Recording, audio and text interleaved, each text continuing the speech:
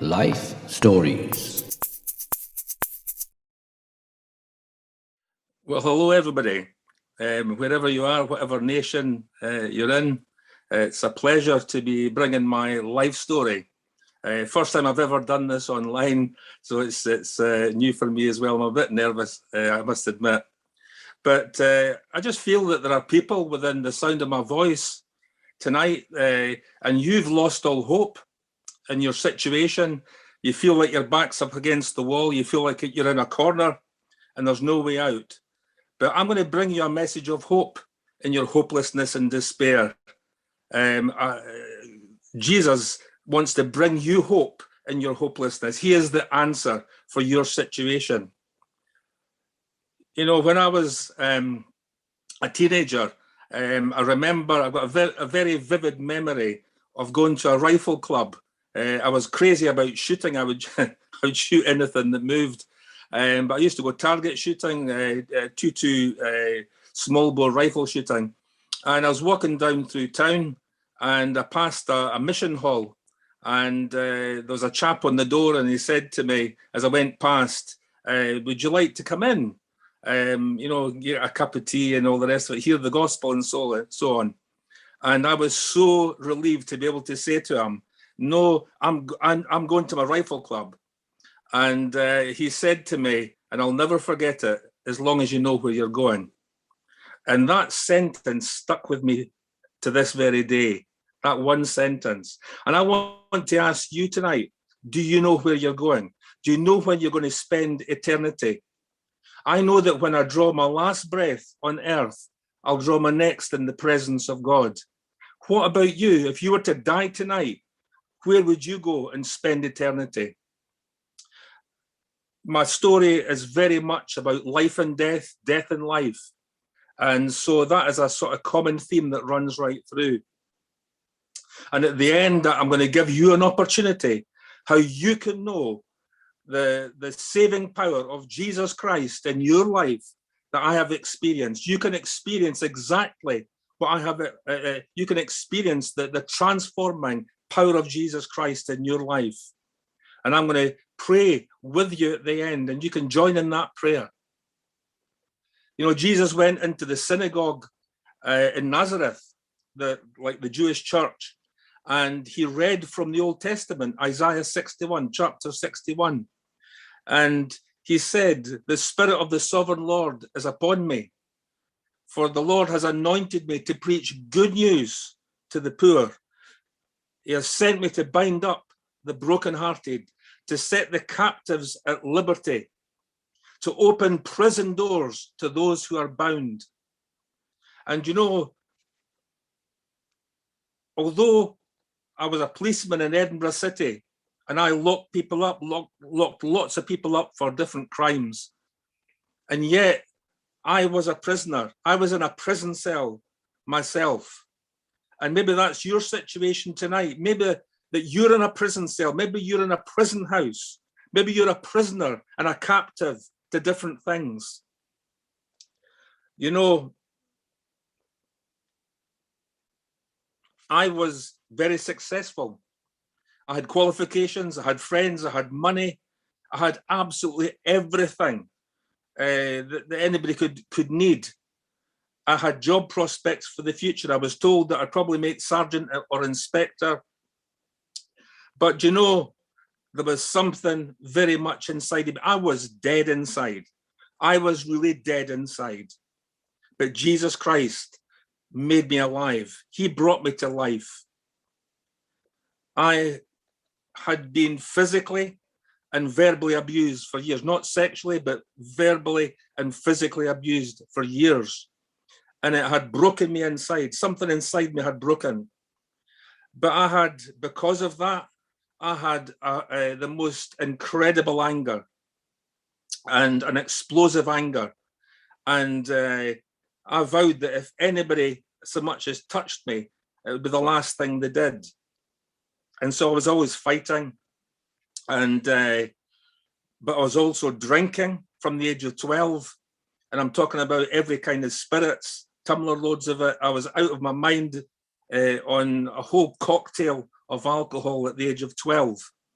And I loved the effect of it, but I loved it because it deadened. It was almost like self medication.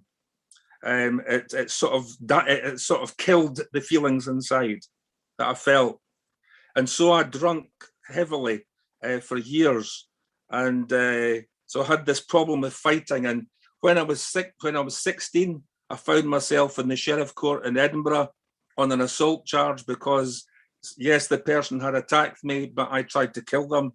And if I hadn't been dragged off the person, I would have killed them. It was murder that was in my heart. And the person got taken away to hospital unconscious, and I ended up on an assault charge.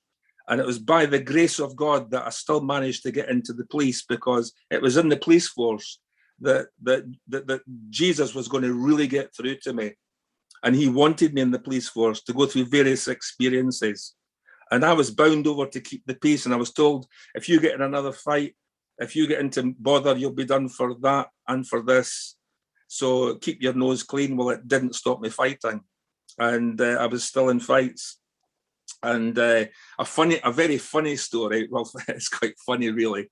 One of my school friends that I still see to this day, I've known him since I was 5 years old, my friend Jim. He tells the story of the great hit and run. I didn't actually hit somebody and run, but he calls it the hit and run. And I had asked this girl out in my hometown, and for some odd reason, a guy who turned out to be the junior Scottish boxing champion challenged me to a fight. It might have been his girlfriend, I don't know. But he took the hump, and so I was challenged to come to a certain place called the Square and have it out with him. And I just thought, well, he's just going to wipe the floor with me. So I came up in my friend's car. I must have been about 17 years old. And all this guy and all his friends were around him, ready for the fight.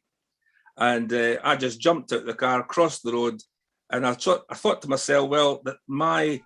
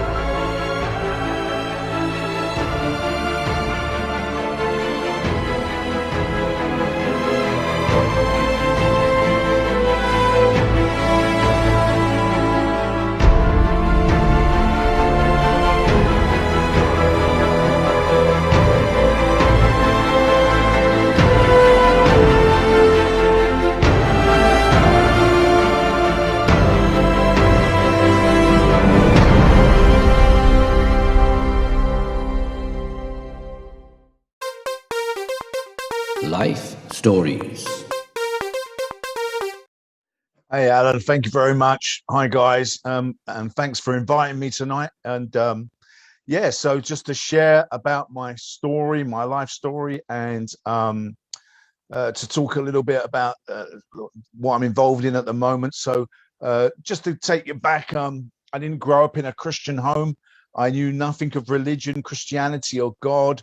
In fact, my family, my mum was into witchcraft. So actually, if there's any kind of, if there was any religion or anything in my house, it was actually a practicing witch, which was my mum. And my home life was a bit dysfunctional. I was one of 7 kids, and we all had different dads. And I grew up in East London, near the best football club in the country, West Ham. If there's any West Ham supporters out there, if not, we need prayer anyway. But I, as you just heard, got into bodybuilding. So I became a bodybuilder at a very young age, and competitive bodybuilding is a strange sport even today, but back then it was even more weird, and very few people were involved in it. And I started training in this gym, a bodybuilding gym in Forest Gate, East London. And I can remember I started enjoying the training at first, just lifting the weights and working out. And I went down to this bodybuilding competition down in Portsmouth, and at first I wasn't sure about it. You know, these guys standing on stage with in their swimming trunks, flexing their muscles. But I thought to myself, you know what, there's an end product of the training. And when they were winning their trophies and winning competitions, I thought, you know, I want to get into that. So I started to compete at a very young age, 17, 18 years of age. And yeah, you know, when you compete as a bodybuilder, as I just said, you put oil all over your body, and you stand on stage with these, we used to call them posing briefs, but they were a very small Speedo. And I would stand there flexing off my muscles. And that is kind of what I did as a sport for many years. But it was the training with the weights and the nutrition that I really enjoyed getting in shape and working out, and the discipline of that. I can remember sitting in the gym one year, and it was my training partner. He was a middleweight. I was a light heavyweight, and his name was John. John said to me, Ian, if we're really going to take this to the next level, we need to get into the anabolic steroids. Now, steroids are a synthetic hormone, and your body produces naturally hormones, male testosterone. And I was a young man, and obviously I was producing testosterone. But I'm ashamed to say, and I'm not proud to say, that I started to cheat in my sport.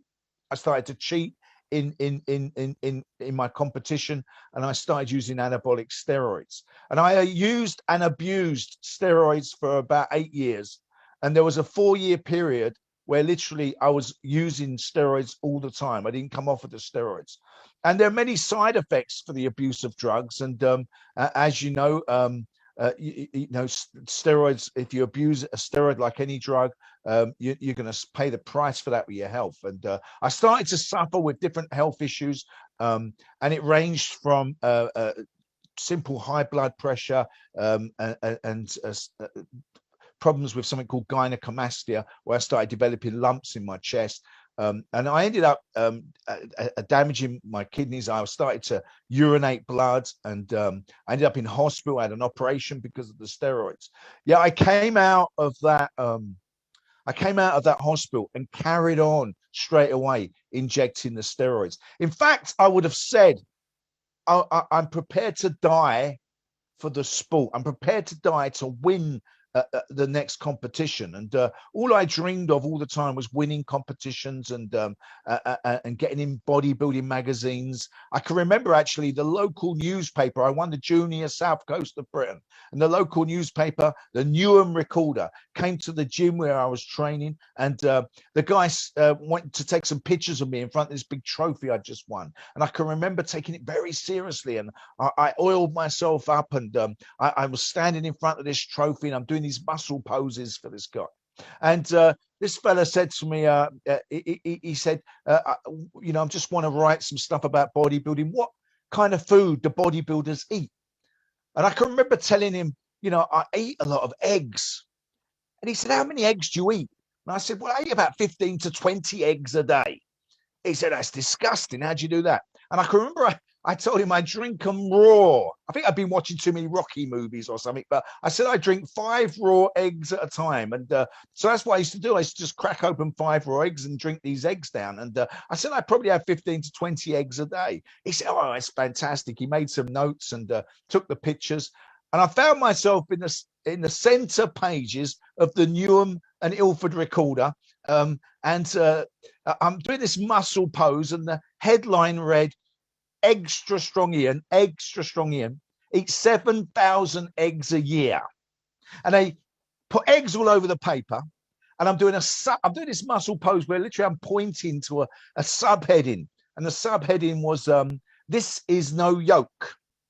And I can remember getting that newspaper and looking at it. I actually, when I got to the gym that day, my friends had put it all over the changing room. They thought it was hilarious. And I made a vow to myself that I would never tell anyone anything about my life again. But for the last 28 years, I've been sharing my story and my lifestyle and what happened to me and the darkness and I got myself involved in, and the light that took me out of that darkness. I've been sharing that all over the country, particularly in prisons, particularly through the work with Tough Talk, traveling the world, going into countries across Eastern Europe, from Russia, Bulgaria, Poland, all those kind of countries, all across France and Germany and all of Europe, Africa, India, across the States, going into some real hardcore prisons in the Philippines, in China, sharing how my life was, not only did it go down a spiral of darkness, but how something supernatural took me out of that lifestyle. I can remember I became so obsessed with these bodybuilding and bodybuilding steroids. There was a guy in the gym who said to me, Ian, if you're really going to take this to the next level, you really need to up your steroid intake. He said, do you know what?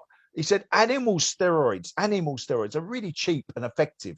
You want to get yourself some animal steroids because you can get horse steroids, which are big multi-dose bottles, and you can really load up on that. And I was just very gullible and just, and I'd made this decision once I'd crossed that line from being drug free to going on the drugs. I was going to do whatever I could to win and achieve my goals. And I was living in this bedsit in East London, above a veterinary surgery. And I thought to myself, that's handy. There's a veterinary surgery underneath this flat, and I'm gonna start looking for this animal steroids. So I started to break in to the veterinary surgery in the middle of the night, and I would help myself to the animal steroids. And I would read on the label of these animal steroids, 1 mil a week for a horse. 1 mil a week for a horse, and I would use 5 to 10 mils a day on myself. I never won the Mr. Universe, but I won the Grand National twice. That's my only joke, guys. I'm not a funny man. I'll just lay that out there. But no, I did take those animal steroids, and I did end up in hospital. And but I carried on abusing these steroids, and I was using the harsh, cool stuff that was really affecting me. But and another side effect of the steroids is it messes around with your hormones, and I started to become very angry, very paranoid. I started to lose my temper a lot, and it was kind of a recipe for disaster, because I started to train and work out in a gym in Bow, East London, and there was a lot of nightclub doormen and bouncers and gangsters hanging around around this gym in Bow in East London. And one of the guys offered me some work on the door of a nightclub, and they used to call them bouncers back in those days. Nowadays they call them door supervisors, but we were known as bouncers. And I can remember this guy. He was an ugly, scary fella. He used to frighten the life out of me. They used to call him Mad Dog.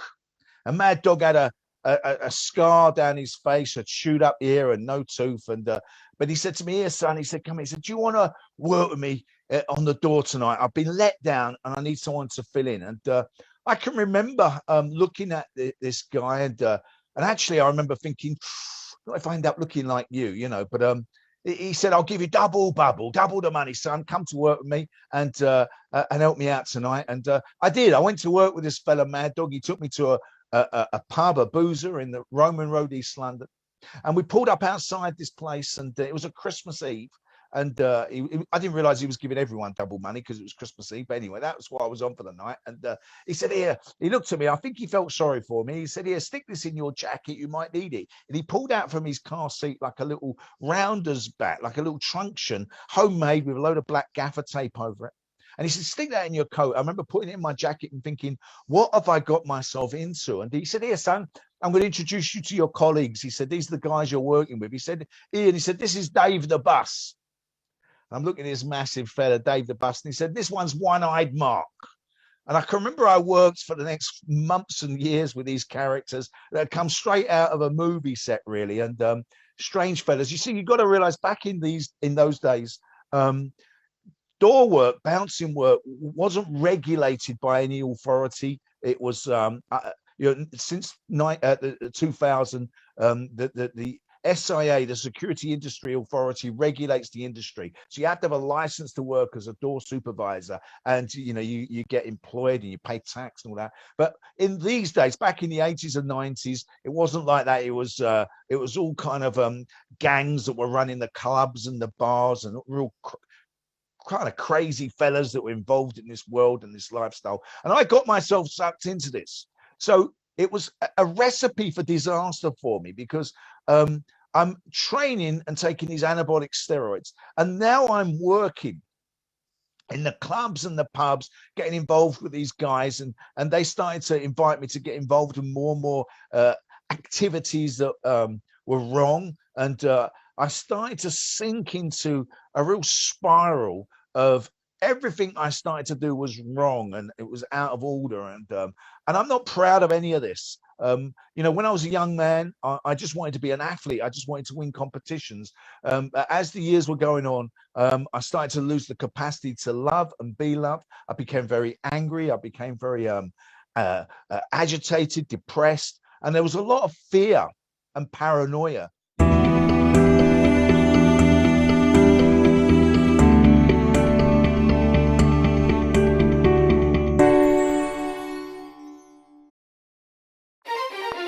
Life Stories. My only hope is the element of surprise. I'm not going to wait for any introductions, so I just went straight over to him, decked him, a tremendous punch, and completely floored him, and that was the end of it. And I just walked off back in the car. Didn't have any more problems from the guy after that, but I still didn't get the girl, unfortunately. Well, actually, fortunately for me, because I've got the best girl in the world now, who I'm married to. So I got into the police force, and I loved the job. I just loved the excitement of it. I loved the variety of it. Every day was different. And, Friday, Saturday nights, we used to wait till the pubs came out because you got a good fight. And I was teamed up with a black belt from Manchester. So he was always looking for a fight as well. So we could actually fight legally. But I trusted nobody as a policeman at all. Absolutely trusted nobody. And but God got through to me through death experiences.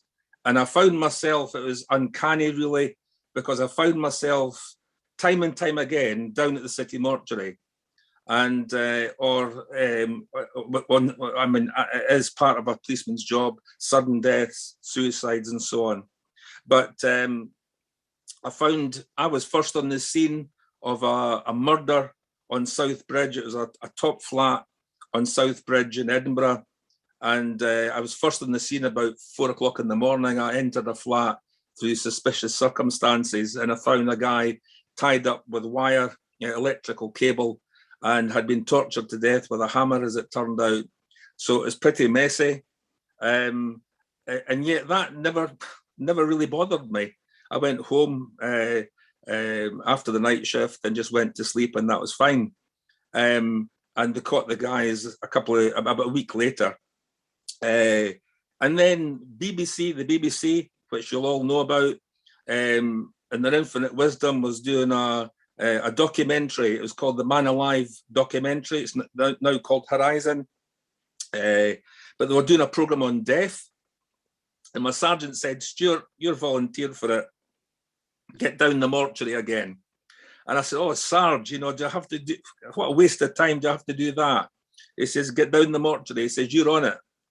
So here I was, down the mortuary, city mortuary, and they showed us all different scenarios, decomposed bodies, and even a 3-month-old decomposed body didn't particularly bother me.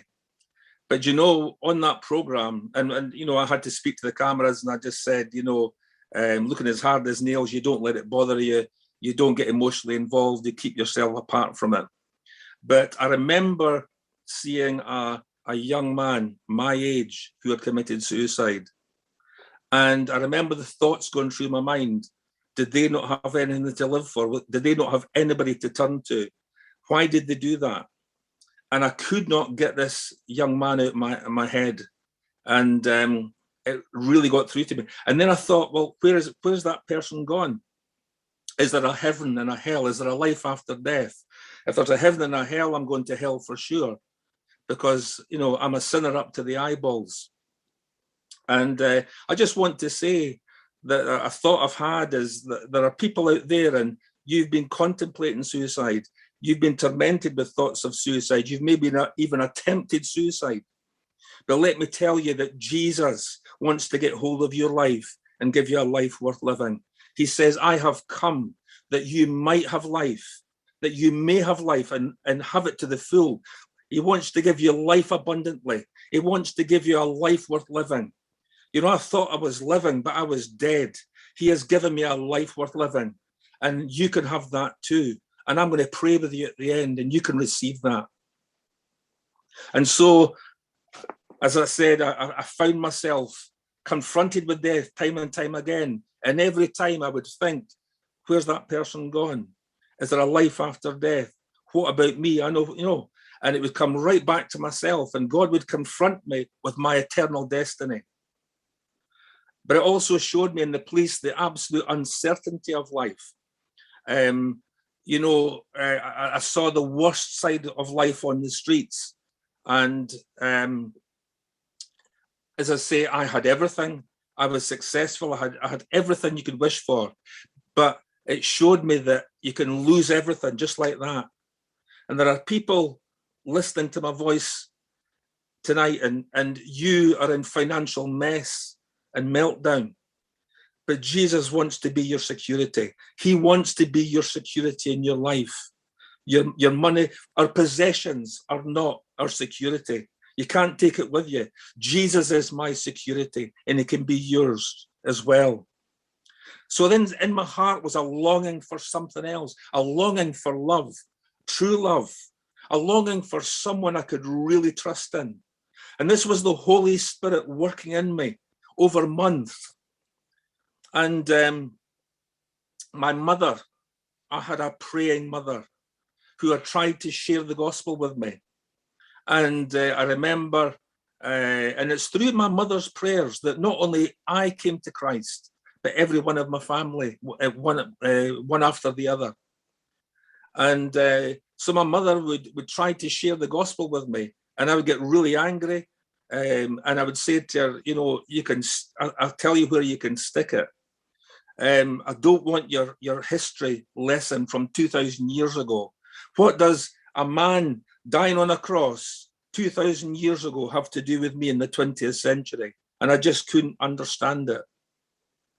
And I didn't realize at the time, but Jesus took my rap on the cross. He paid the price, the fine for all my sin. He took all the rottenness, the addiction, the abuse of my life, all the anger, all the wretchedness of my life, and yours upon the cross, upon himself on the cross. And then he rose again from the dead. And if we receive it, we no longer have to carry it anymore. He took it so that we no longer have to carry it. He took all our sin and our sorrow and our sickness and our pain so that we don't have to carry it anymore.